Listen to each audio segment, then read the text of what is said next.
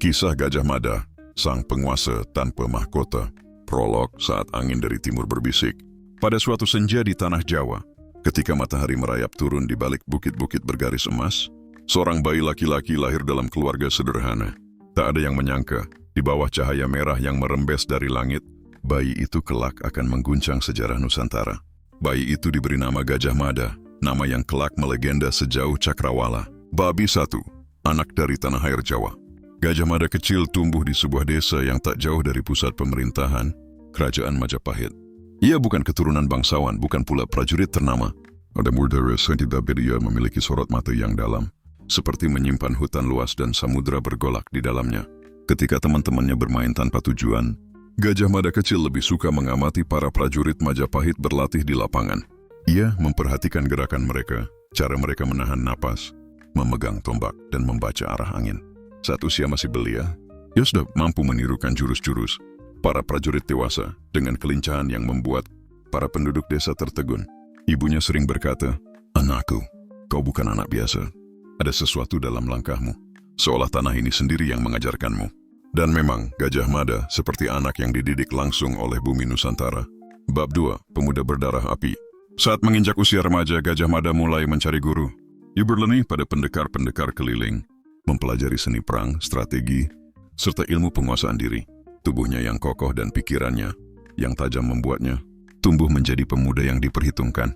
Pada suatu hari, ketika pasukan Bayangkara, pasukan elit Majapahit, melintas di desanya, Gajah Mada muda menyaksikan sendiri disiplin dan kewibawaan mereka.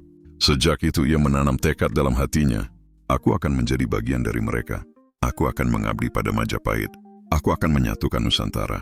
Tekad itu menjadi bara yang terus menyala. Bab 3, Menjadi Bayangkara. Sebagai pemuda, Gajah Mada mengikuti seleksi Bayangkara yang terkenal sangat keras. Dalam ujian ketahanan, ia mampu bertahan lebih lama daripada hampir semua peserta.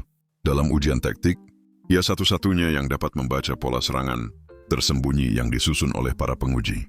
Ia diterima. Gajah Mada menjadi Bayangkara termuda yang pernah bergabung. Dalam waktu singkat, ia bukan hanya menjadi prajurit, tetapi menjadi penyelamat kerajaan ketika terjadi pemberontakan di ibu kota. Ketika sebagian besar prajurit terjebak, Gajah Mada membawa kelompok kecil Bayangkara untuk menembus barikade dan menyelamatkan keluarga kerajaan. Laksamana dan petinggi Majapahit mulai memperhatikannya.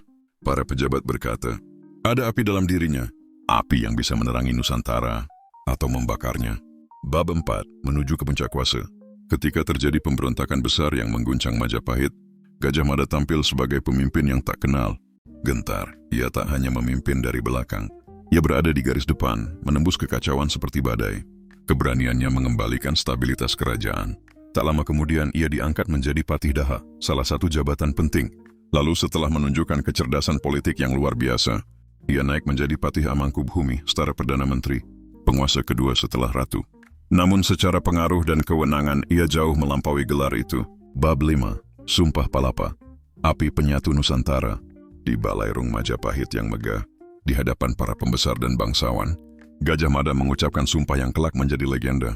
"Selama aku belum menaklukkan Gurun, Seram, Tanjung Pura, Haru, Pahang, Dompo, Bali, Sunda, Palembang, dan Tumasik, aku tidak akan bersenang-senang. Aku tidak akan memakan palapa." Balairung terhenyat. Orang-orang bertanya dalam hati, siapa manusia yang berani bersumpah menaklukkan seluruh Nusantara? Apakah ia manusia? Atau takdir itu sendiri? Tapi bagi Gajah Mada, sumpah itu bukan sekadar kata-kata. Itu adalah jalan hidup. Bab 6, Menyatukan Samudra. Sumpah itu menjadi cambuk bagi dirinya. Ia memimpin ekspedisi laut, mengirim armada untuk menguasai wilayah-wilayah yang disebutkannya. Di bawah strateginya, Bali tunduk pada Majapahit. Tumasik diperkuat. Palembang menjadi bagian yang kembali setia. Pahang dan daerah-daerah lain memasuki jaringan kekuasaan Majapahit. Gajah Mada bukan hanya ahli perang, ia juga ahli diplomasi. Banyak daerah tunduk bukan karena takut, tetapi karena kagum pada ketegasan dan ketertibannya. Ia mengatur ulang jalur perdagangan, menjaga stabilitas, memastikan negeri-negeri di bawah Majapahit makmur. Ia ibarat jembatan yang menghubungkan lautan-lautan Nusantara.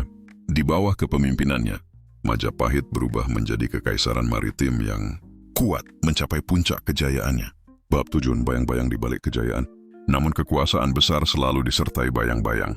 Hubungan Gajah Mada dengan beberapa bangsawan Majapahit memburuk akibat perbedaan pandangan. Puncaknya adalah tragedi yang kelak.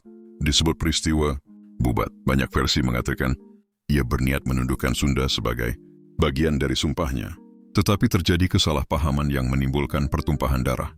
Meski ia tetap menjadi sosok penting, namanya tak lagi sepenuhnya bersinar tanpa bayang. Namun di dalam hati Gajah Mada tahu, ia hanya ingin menyelesaikan sumpahnya.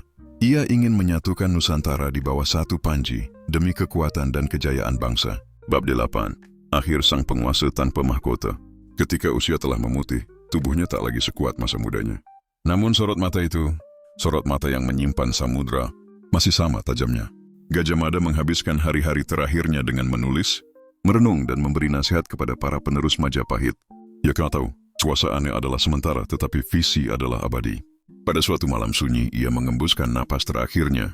Tak ada upacara megah, tak ada parade mengantar kepergiannya. Namun seluruh Nusantara merasakan kehilangan yang dalam seolah angin timur berhenti berhembus untuk meratapi pejuang terbesar yang pernah dimilikinya. Epilog, legenda yang tak pernah padam. Gajah Mada tak pernah duduk di tahta kerajaan. Ia tak pernah dinobatkan sebagai raja. Namun dalam hati rakyat Nusantara, ia lebih dari seorang raja. Ia adalah penguasa tanpa mahkota. Penyatu lautan, api yang membakar semangat kejayaan Majapahit, sosok yang mengubah wajah Nusantara. Dan di antara bisikan angin yang melintas di pulau-pulau Nusantara, namanya masih disebut Gajah Mada, sang pemimpin yang menggetarkan zaman. Apa saja yang dibuat Gajah Mada selama hidupnya? 1. Bergabung dengan pasukan Bhayangkara. Gajah Mada memulai karirnya sebagai anggota Bhayangkara, pasukan elit pelindung raja dan keluarga kerajaan Majapahit.